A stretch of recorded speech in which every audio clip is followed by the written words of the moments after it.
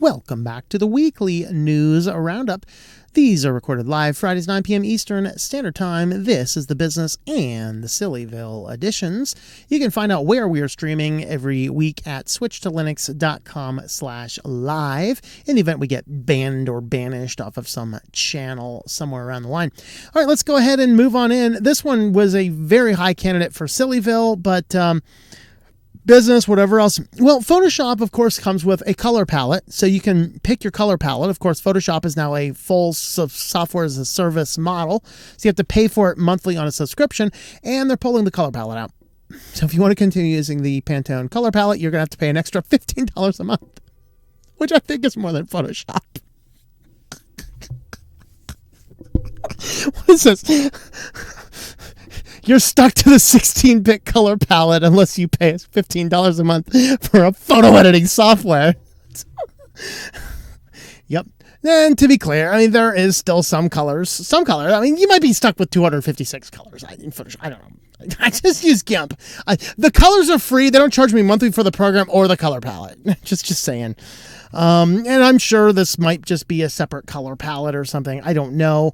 I don't use Photoshop anymore. I'm sorry, guys. You guys are, if you guys are like, you got to use Photoshop, it's so much better.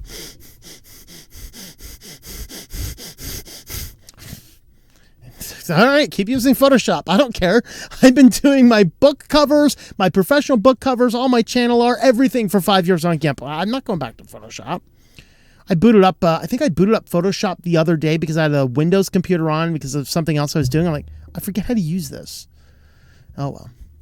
If you want to use up-to-date versions of Adobe Creative Cloud apps, you've been paying subscription fees for years now. Great.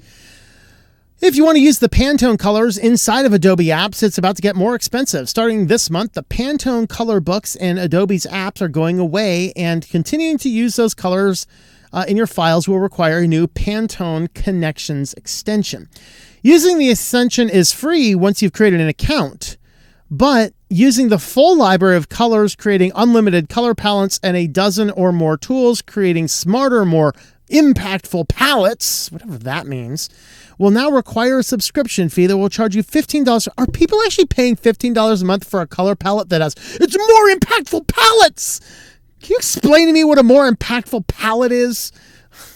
I mean, really.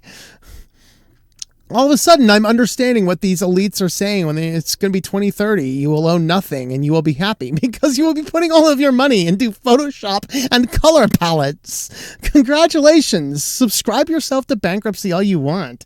I'll be over here using GIMP. It's free. On top of what you're already paying to use Adobe's apps in the first place, I could browse through the colors using the basic version extension, but trying to browse and select most colors from the library prompted me to pay for a subscription. I should have put this in Sillyville. This is how we're starting business, guys. This is going to go weird. Yeah. Strange it might seem for a company to own their color. Like, how do you even own? I'm trying to think about this. How do you own colors?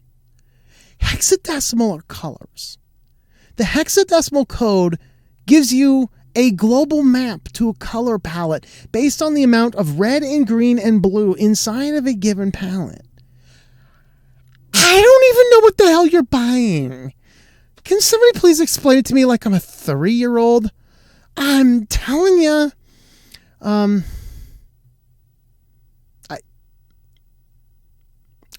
Maybe I'm just out of loop. This is why I use GIMP, because I'm so stupid I don't understand how color palettes work.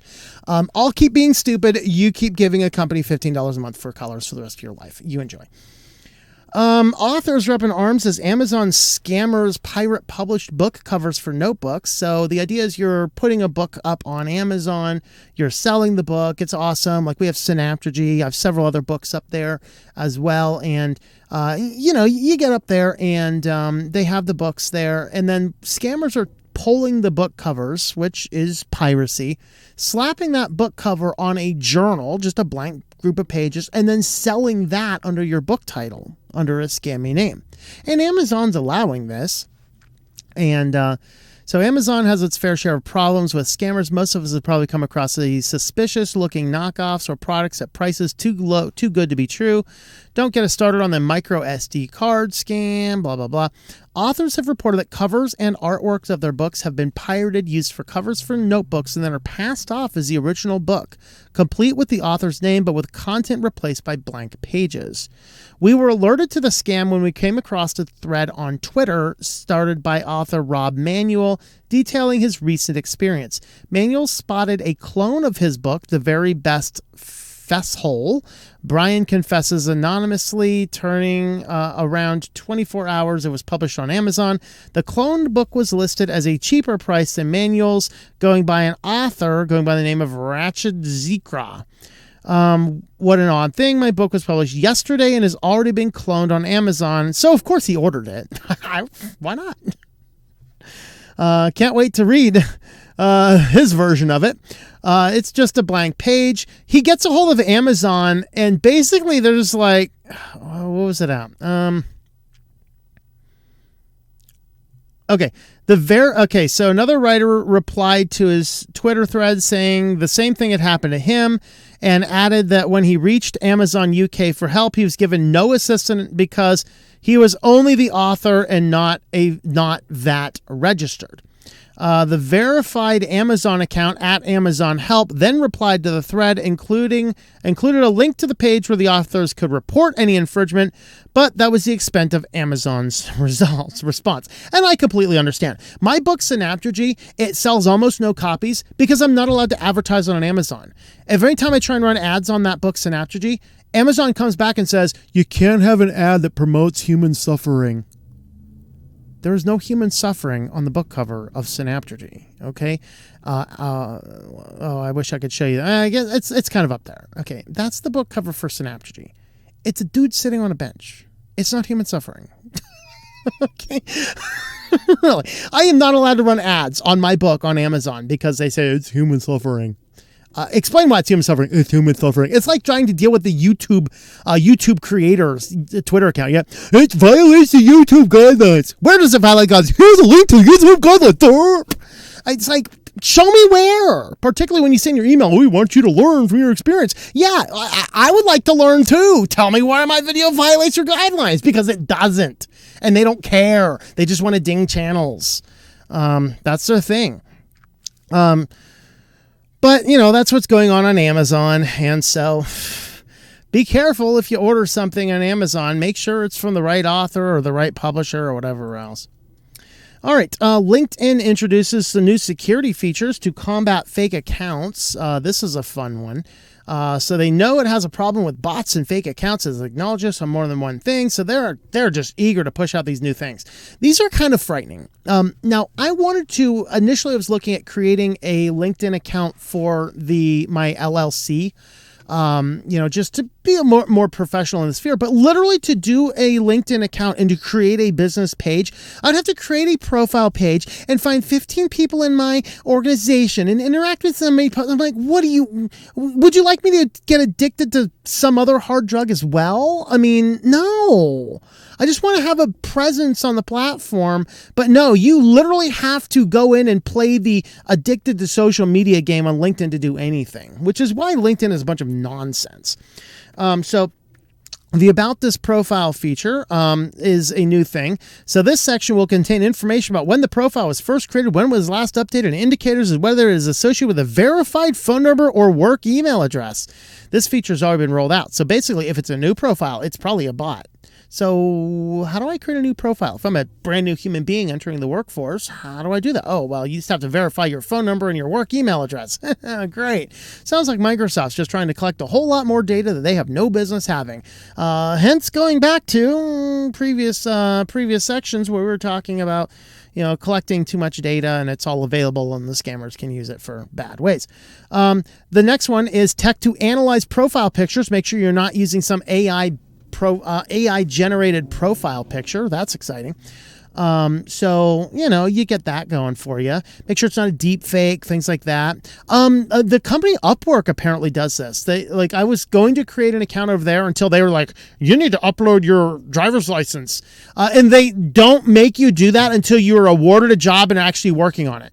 So it gets to the point where I'm like, okay, I'm going to send my bill out. I'm done with the project. Send the bill out. They're like, you need to upload your driver's license. I said, screw you.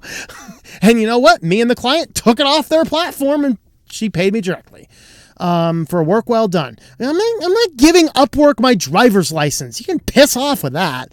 You have no business with that. There's no useful information over there. Oh, we need to know our customer. You know what? You know my bank and my bank knows me. Done. Okay, done. But when I created that account over there, they're like, you need a profile picture. So I literally uploaded an AI profile picture and they rejected it. Apparently this is old tech, you know. I don't know. Anyway, they have tech rolling out. Make sure you're not doing that. Flags that alert users of suspicious behavior. Okay. So I guess suspicious behavior is passing on any information that might actually be factually true or something. And of course, they're just, going through, oh, we're going to make LinkedIn a safe, amazing place. No, you're not. Good luck, though. And finally, Google wants to let robots write their own code. No. Okay, Microsoft created a chatbot, released it on Twitter, and in 3 days, they had to take it down because the thing was the spawn of Hitler. Okay? Like, I've never actually met a white supremacist in my life, but Microsoft created one in 3 days. All right? Have you not seen any of these post-apocalyptic movies? It doesn't end well. Remember, Skynet goes online, it becomes self-aware and writes its own code. iRobot, Vicky, figures out how to write its own code. These do not end well. When we let robots write their own code, things do not end well. They say here in Tech Radar, the apocalypse isn't here yet. It will be once the robots start writing their own code. Google released new open source benchmark says it will allow robots to perform tasks by writing their own code in response to human written instructions. Yikes. Companies launched a new website to reveal code as policies. Yikes. Whereby prompts written in plain English can be interpreted into language model generated programs written in Python code. Now, that's exciting.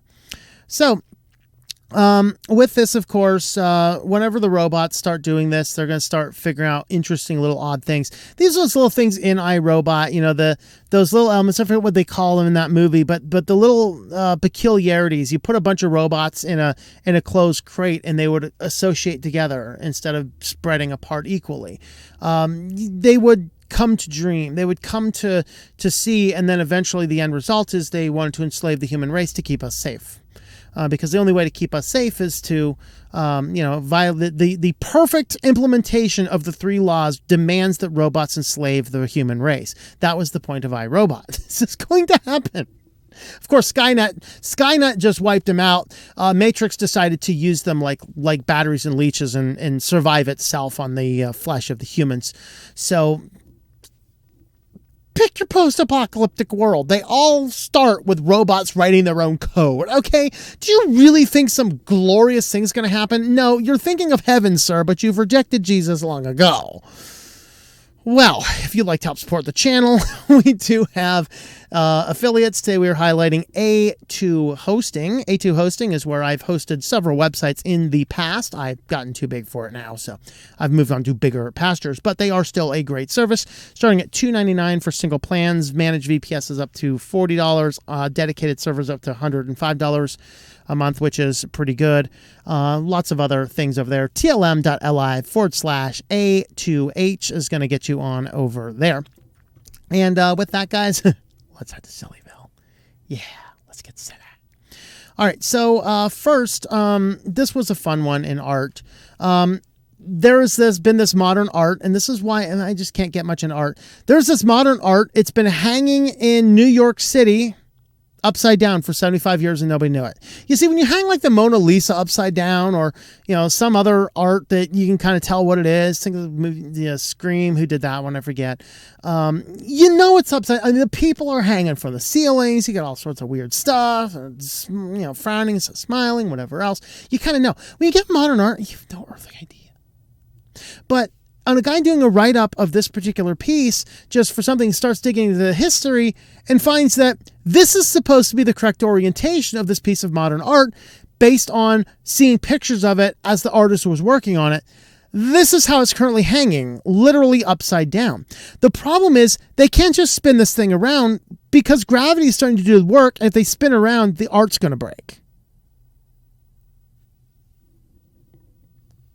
Correct? Incorrect. Correct? Incorrect. I'm going to call this postmodern art, okay?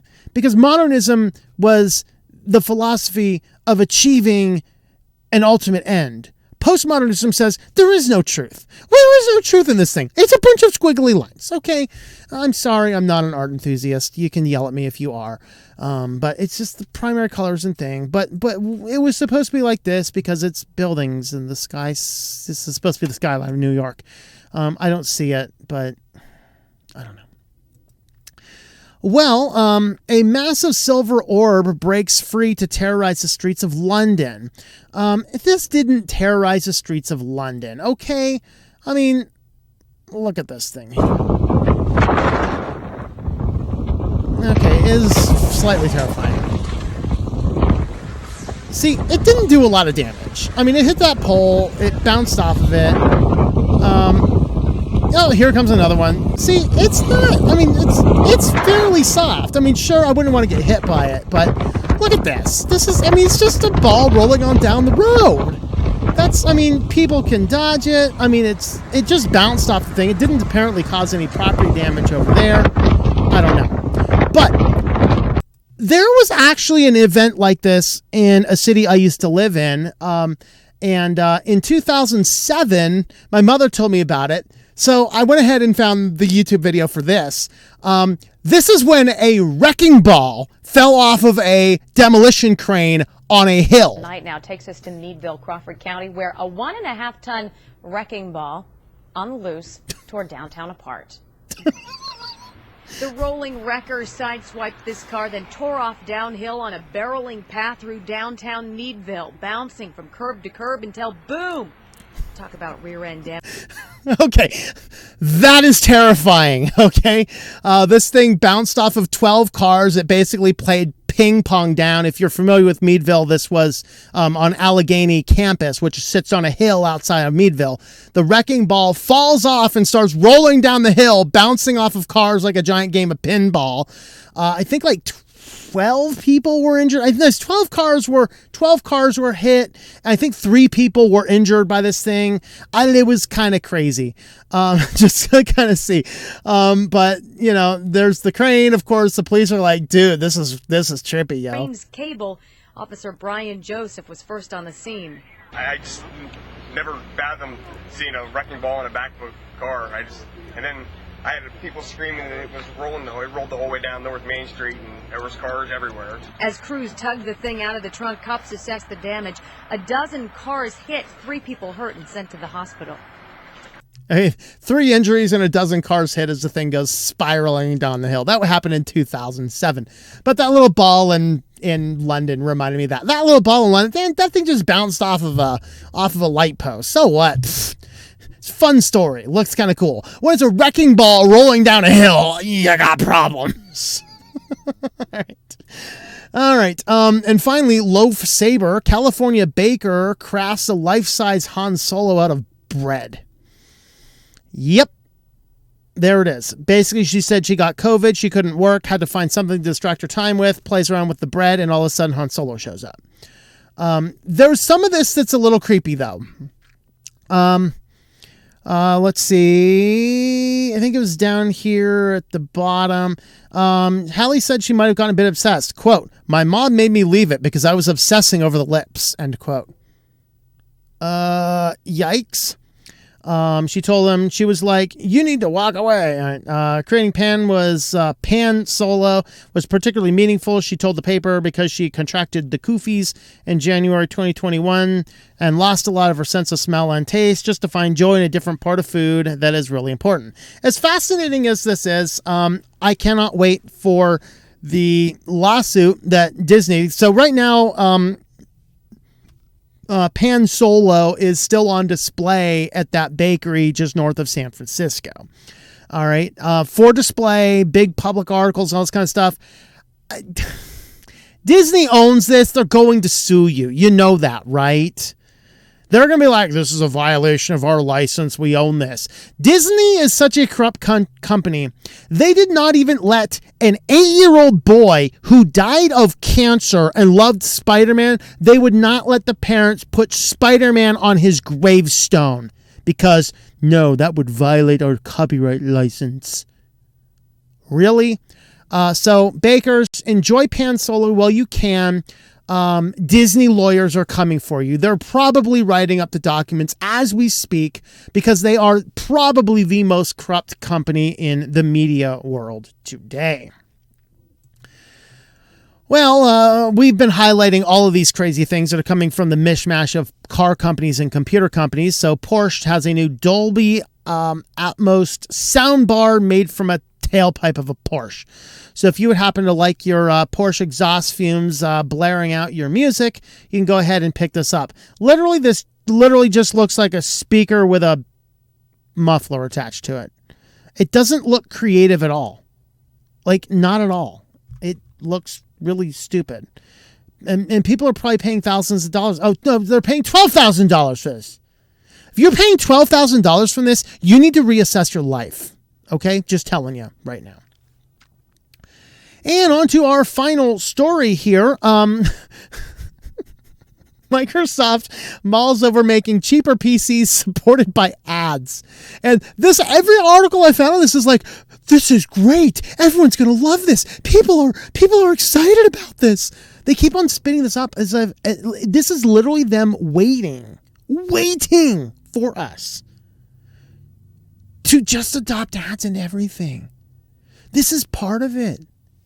World where global sales of PCs are declining and more work is shifting to the cloud. What can a maker of this world's ubiquitous operating system do to keep money coming in? For Microsoft, part of the answer might lie in low-cost, cloud-connected systems paid through by subscriptions and ads. Great. So now your Windows has ads and subscriptions just to make it cheap.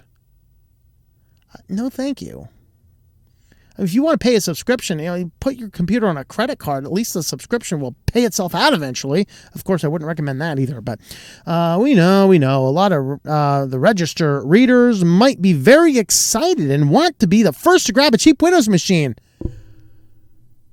If you think that's what your users want, you seriously misjudge your readers, or your readers are just really, really stupid. Can anybody be like, yeah, I want to pay less for an ad-supported Windows computer. I'm going to get on, and it's just going to show me ads all day, and it's awesome because the computer only cost me like $10. Oh, it's still going to cost a couple $100. It's like the Amazon, the one Kindle that I have. If I ever attach my Kindle to the internet, it's immediately going to show me ads all over the place.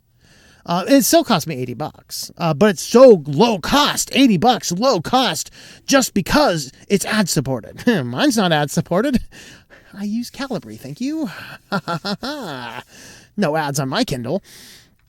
We know, let's see, a number of job postings, including this now closed ad from late September. Principal software design manager looking for engineers and others to be part of a newly formed Windows incubation team whose mission is to build a new direction for Windows in a cloud-first world. So basically moving your Windows into cloud infrastructure only.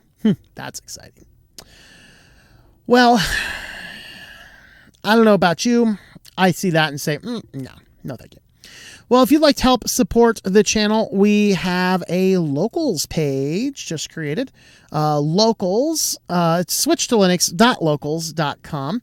Of course, this is one of the alternatives that is coming out. You guys following on Rumble, there is a join button at the top of Rumble. That'll take you right to the locals page. The rest of you, switchedtolinux.locals.com. If you want to jump on, there is a free tier and there is a paid tier as well.